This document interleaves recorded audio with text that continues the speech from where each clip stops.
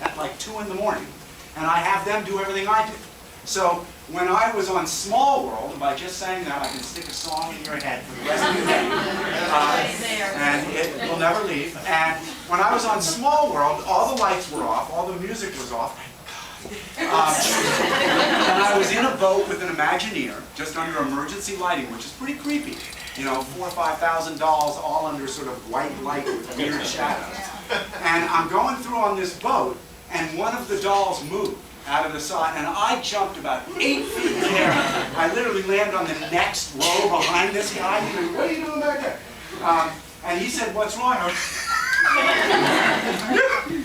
And he said, "What's wrong?" I said, and he said, "Ridley, the ride is shut down. There is no way one of those dolls moved." Well, I was convinced one of the dolls had moved. So in my author's notebook, I wrote down one of the dolls moved.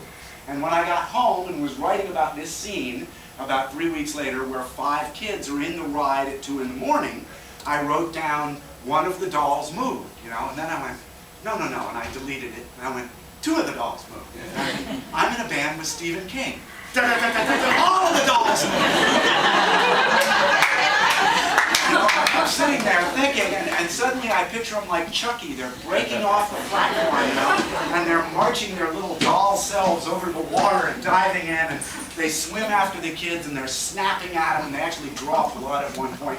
And when I went to submit this to the Disney attorneys, the only caveat of this whole thing was my book was going to have to be approved by the Disney attorneys. I said, there is no way the Small World scene is going to survive.